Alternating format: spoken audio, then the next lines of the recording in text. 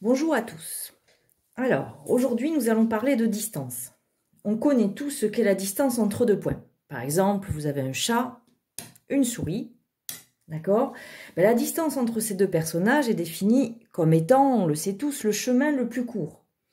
Bon, sinon, ça n'aurait pas de sens de dire la distance. On pourrait dire donner un chemin. Alors, en effet, le chat, il pourrait passer par le Grand Schtroumpf pour aller voir la souris. Mais évidemment, on n'appellerait plus ça une distance, puisque il y aurait plusieurs chemins possibles. Le chat, il pourrait passer par Paris, Rome ou Casablanca pour retrouver la souris. Mais enfin, évidemment, on n'appellerait pas ça une distance. On est tous d'accord que ce qu'on entend par le mot distance, ça va être, parmi tous les chemins possibles, celui qui est le plus court. Bon. Donc on revient à notre chat et notre souris. Eh bien, pareil, on sait que le chemin le plus court pour que le chat aille chercher la souris, d'accord, c'est d'y aller en ligne droite. Donc si on vous demande de mesurer ou de donner la distance, eh bien, vous allez prendre votre règle graduée. Voilà, vous allez imaginer que ici on prend le centre, ici aussi pour avoir comme des points, et on mesure évidemment, ici 23 cm environ, sépare mon chat de ma souris. Voilà. Par contre, on peut aussi envisager une autre question de distance. Donc on a par exemple, on va garder notre jolie souris. Voilà. Et on voudrait savoir, voilà, ma souris, eh bien, elle est à quelle distance de cet objet qui est quand même proche d'être une droite. D'accord? C'est comme dans l'activité que je vous ai préparée. Voilà, on peut symboliser évidemment toujours pareil, notre souris symbolisée par un point. On a donc notre objet symbolisé par une droite puisqu'il en est proche. Et en effet, qu'est-ce que ça pourrait être notre distance entre la souris et notre objet, ou bien entre un point et une droite?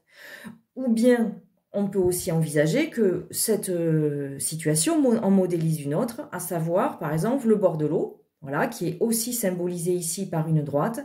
Vous prenez des points bien sur votre carte, donc vous avez des parasols, des gens, etc. Et puis par exemple, vous voulez vous demander quelle est la distance entre votre point ici, qui est le centre du rond-point, et le bord de l'eau. Ou bien ici, ce palmier, on prend le bas du palmier évidemment, et le bord de l'eau.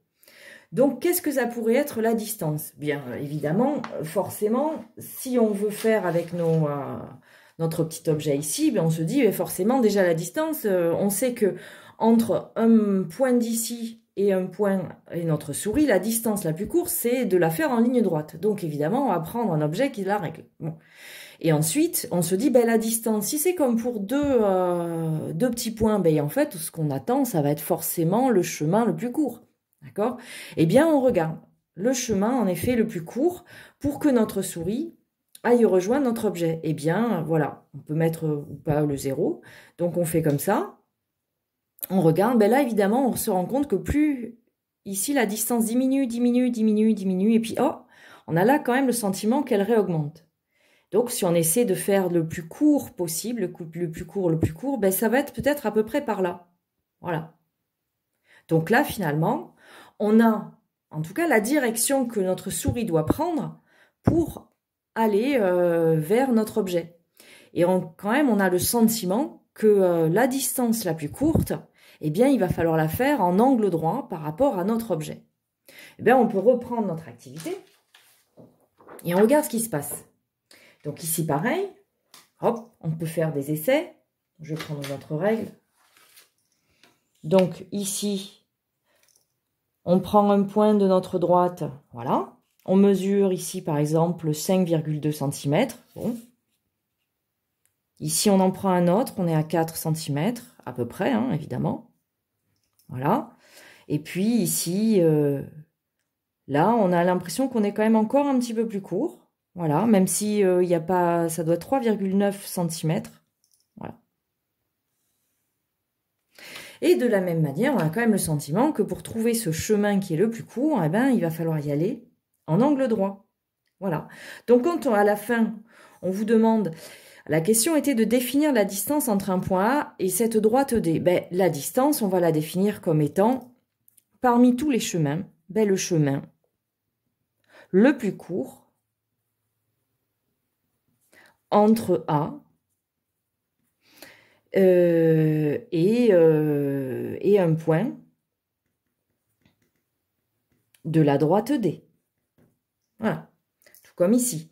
Qu'est-ce que serait la distance entre le point A et D, ou entre notre palmier B et notre bord de l'eau? Eh bien, toujours pareil, la distance la plus courte. On peut essayer, hein, la distance la plus courte, quand même. On peut essayer, etc. Mais on va essayer d'y aller, en effet, en angle droit.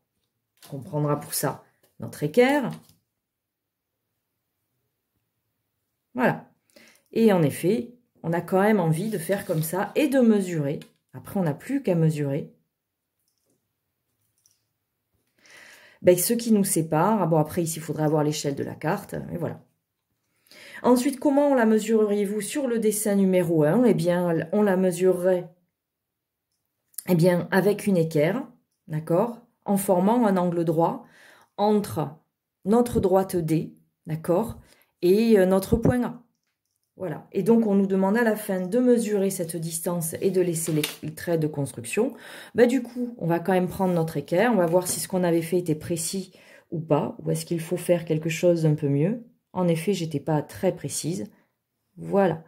Là, il semble que ce sera bel et bien le chemin le plus court. On n'a plus qu'à le mesurer. On trouve environ entre 3,9 et 4 cm.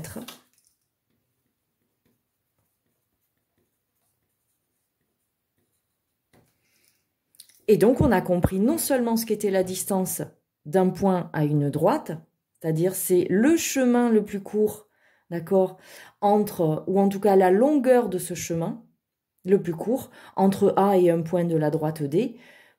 Et comment fait-on pour le trouver? Eh bien, en traçant la perpendiculaire AD passant par le point A et en mesurant, en effet, l'écart entre A et notre droite D.